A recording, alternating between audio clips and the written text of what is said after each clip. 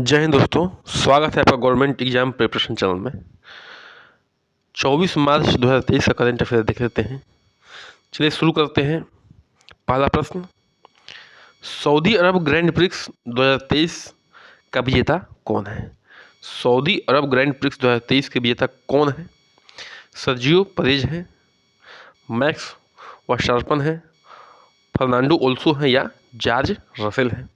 तो पहले प्रश्न का जो उत्तर हो जाएगा ए, यानी कि सर्जियो परेज जो है सऊदी अरब ग्रैंड प्रिक्स 2023 के क्या है, विजेता है।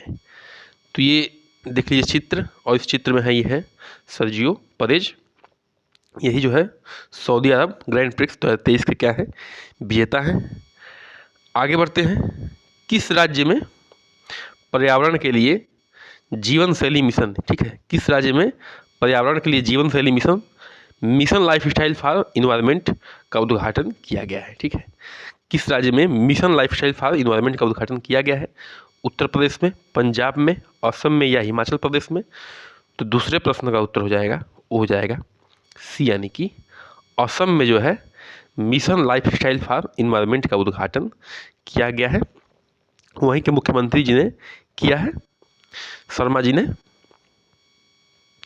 तो ये है इंडिया का मैप, और इंडिया का मैप में यहाँ पे है असम, ठीक है, जिसकी राजधानी क्या है? इसकी राजधानी है दिसपुर। इसके बॉर्डर किससे किससे मिलते हैं? अरुणाचल प्रदेश से, नागालैंड से, मणिपुर से, मिजोरम से, त्रिपुरा से, और यह है मेघालय, ठीक है। अगर देश से देखा जाए तो ये भूटान, और एक और राज्य है जिससे इसकी सीमा मिलती है, वो है वेस्ट बंगाल, यानी कि पश्चिम बंगाल से सीमा मिलती है। तो इतने राज्यों से इसकी सीमा मिलती है, और भूटान देश से भी मिलती है। कभी कभी ये पूछा जाता है कि असम की सीमा सिक्किम से मिलती है कि नहीं मिलती है? तो असम की सीमा सिक्किम से नहीं मिलती है, ये ध्यान रखना है आपको। आगे बढ़ते हैं। प्रश्न संख्या आगे 3 पहले से पहले कुछ जान लेते हैं। इसका उद्देश्य क्या है? वातावरण के प्रति जागरूकता बढ़ाना, जिसमें व्यय की जगह संसाधनों का उपयोग करने पर ध्यान केंद्रित होगा, ठीक है। उद्देश्य क्या है? वातावरण के प्रति जागरूकता बढ़ाना, और जिसमें व्यय की जगह संसाधनों का उपयोग करने पर ध्यान केंद्रित होगा। आगे बढ़ते हैं। शहीद दिवस 23 मार्च को मनाया जाता है। इन वीर सपूतों को कौन नहीं जानता है? ठीक है, भगत सिंह, शिवराम, राजगुरु जी, और ये है सुखदेव थापर। इनको जो है 23 मार्च को फांसी दी गई थी।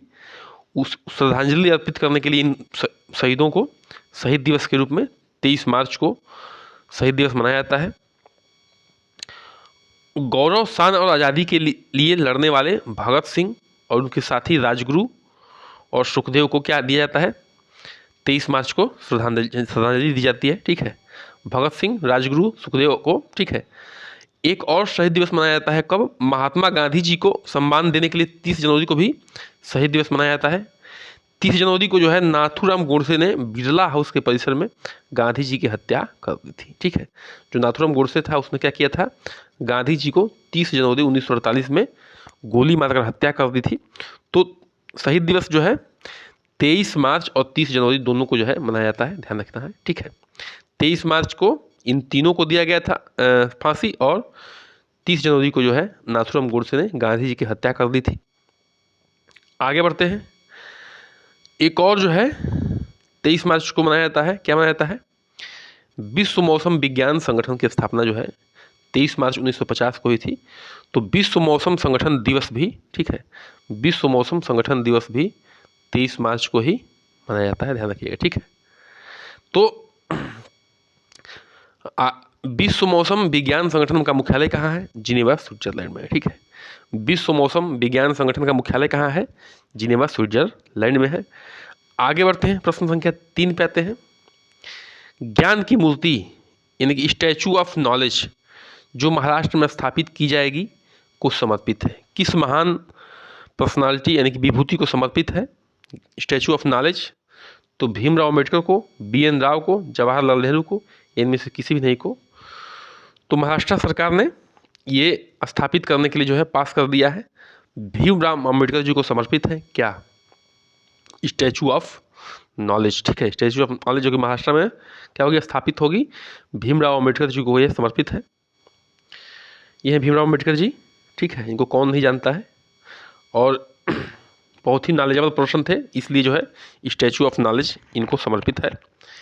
13 अप्रैल को महाराष्ट्र के लातूर शहर में डॉक्टर अम्बेडकर, बाबा साहब अम्बेडकर की 70 फीट की प्रतिमा, ठीक है, ध्यान रखिए कहाँ पे हो रहा है, लातूर शहर में, और 70 फीट की ऊंची प्रतिमा है। सब कुछ इंपॉर्टेंट है, एग्जाम पॉइंट ऑफ व्यू से ध्यान रखना है आपको। बाबा साहब अम्बेडकर की ये मूर्ति है का अनावरण किया जाएगा। 13 अप्रैल को इनका जन्मदिन है, ठीक है, इसलिए। आगे बढ़ते हैं, प्रश्न संख्या 4 पे आते हैं। किस शहर में आरबीआई डेटा सेंटर और साइबर सुरक्षा प्रशिक्षण की स्थापना की जाएगी? किस शहर में आरबीआई डेटा सेंटर और साइबर सुरक्षा प्रशिक्षण की स्थापना की जाएगी? कटक में, भुवनेश्वर में, कोलकाता में, नई दिल्ली में? तो चौथे प्रश्न का उत्तर हो जाएगा, वो हो जाएगा बी, यानी कि भुवनेश्वर में जो है आरबीआई की यानी कि रिजर्व बैंक ऑफ इंडिया की डेटा सेंटर और साइबर सुरक्षा प्रशिक्षण की स्थापना की जाएगी। तो ये है इंडिया का मैप, और यहाँ है उड़ीसा की राजधानी है भुवनेश्वर, यहीं पे जो है ये स्थापना हो गई, ठीक है। इसके जो है पड़ोसी राज्यों को देख लेते हैं। ये है आंध्र प्रदेश, तेलंगाना, छत्तीसगढ़, झारखंड और वेस्ट बंगाल, और इसकी अन्य जो सीमा मिलती है वो मिलती है बे ऑफ बंगाल, यानी कि बंगाल की खाड़ी से भी। आगे बढ़ते हैं, प्रश्न संख्या 5 पे आते हैं। किस शहर में नरेंद्र मोदी ITU क्षेत्र कार्यालय और नौचार केंद्र ITU area office and innovation centre की उद्घाटन किए हैं? ठीक है, मतलब कि ITU area office and innovation centre का उद्घाटन किस शहर में किए हैं मोदी जी? नई दिल्ली में किए हैं, मुंबई में किए हैं, चंडीगढ़ में किए हैं, कोलकाता में किए हैं? तो 5वें प्रश्न का उत्तर हो जाएगा, वो हो जाएगा ए, यानी कि नई दिल्ली में जो है ITU area office and innovation centre का उद्घाटन किए हैं मोदी जी। तो ये है इंडिया का मैप, और इंडिया के मैप में आप लोग देख सकते हैं यहाँ पे है नई दिल्ली, ठीक है, यहीं पे उद्घाटन हुआ है मोदी जी द्वारा। पड़ोसी राज्यों को देख लीजिए, उत्तर प्रदेश है और यह है हरियाणा, ठीक है। आगे बढ़ते हैं, उससे पहले कुछ और जान लेते हैं। ITU का फुल फॉर्म क्या है? इंटरनेशनल टेलीकम्युनिकेशन यूनियन, ठीक है, इंटरनेशनल टेलीकम्युनिकेशन यूनियन सुरक्षा और सूचना प्रौद्योगिकी के लिए संयुक्त राष्ट्र की एक विशेष एजेंसी है, ठीक है। किसके लिए ITU क्या है? ये ITU सूचना और संचार प्रौद्योगिकी के लिए क्या है? संयुक्त राष्ट्र की एक विशेष एजेंसी है। इसका मुख्यालय कहाँ है? जिनेवा, स्विट्जरलैंड में है। नई दिल्ली विज्ञान भवन में ये उद्घाटन किए हैं मोदी जी, ठीक है, नई दिल्ली विज्ञान भवन में ये उद्घाटन हुआ है। चलिए आगे बढ़ते हैं, प्रश्न संख्या 6 पे आते हैं। हॉकी की दिग्गज खिलाड़ी रानी रामपाल, ठीक है, हॉकी की दिग्गज खिलाड़ी हैं रानी रामपाल, के नाम पर किस जिले के हॉकी स्टेडियम का नाम रखा गया है? ठीक है, तो ये रानी रामपाल जो कि हॉकी के बहुत ही बढ़िया खिलाड़ी हैं, इनके नाम पे किस जिले के हॉकी स्टेडियम का नाम रखा गया है? कानपुर का, रायबरेली का, लखनऊ का या गोरखपुर का? तो इसका उत्तर हो जाएगा बी, यानी कि रायबरेली के हॉकी स्टेडियम का नाम जो है रानी रामपाल के नाम पे रखा गया है। तो ये है यूपी का मैप, उत्तर प्रदेश का मैप, और यहाँ पे है रायबरेली, ठीक है, रायबरेली के ही हॉकी स्टेडियम का नाम जो है दिग्गज खिलाड़ी रानी रामपाल के नाम पे रखा गया है।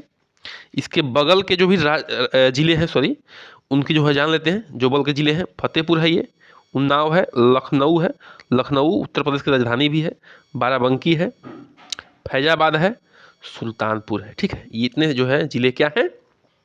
रायबरेली के पड़ोसी जिले हैं, और यहाँ पे प्रतापगढ़ भी है, थोड़ा बॉर्डर जो है यहाँ से भी मिलता है, ठीक है। आगे बढ़ रहे हैं, कुछ और जान लीजिए इसके बारे में। MCF रायबरेली ने हॉकी स्टेडियम का नाम बदलकर जो है रानीज गर्ल्स हॉकी टर्फ, ठीक है, MCF रायबरेली ने हॉकी स्टेडियम का नाम रखकर रानीज गर्ल्स हॉकी टर्फ नाम भी कर दिया है, ठीक है। अगर वीडियो अच्छी लग रही हो तो चैनल को सब्सक्राइब करिए, लाइक करिए, शेयर करिए, कमेंट करिए, ठीक है। मैं करंट अफेयर वही लाता हूँ जो एग्जाम में जिनके आने के पूरे पूरे चांस होते हैं। एक और बात, PCS के जो है मॉक टेस्ट डालता हूँ, उसको भी ध्यान से देखिए। जो PCS प्री की तैयारी कर लिया, यूपी का या अन्य कोई भी टेक्निकल एग्जाम हो किसी भी राज्य का, उसमें वो हावी रहेगा, मेरी गारंटी है, ठीक है। इसलिए मैं उसको रखता हूँ, क्यों? क्योंकि जो है वो हर एग्जाम के लिए क्या है, बहुत ही फायदेमंद है। अगला प्रश्न है, भारत का उद्देश्य जो है global hub for green ship का निर्माण कब तक करना है? ठीक है, भारत का उद्देश्य जो है global hub for green ship का निर्माण कब तक करना है? 2025 तक, 2030 तक, 2035 तक, 2040 तक? तो 7वें प्रश्न का उत्तर हो जाएगा बी, यानी कि 2030 तक जो है भारत का उद्देश्य global hub for green ship का निर्माण करना है। इसी के साथ चैनल को सब्सक्राइब कर दीजिए, लाइक करिए, शेयर करिए, कमेंट करिए, बन रहिए हमारे साथ। नमस्कार, जय हिंद।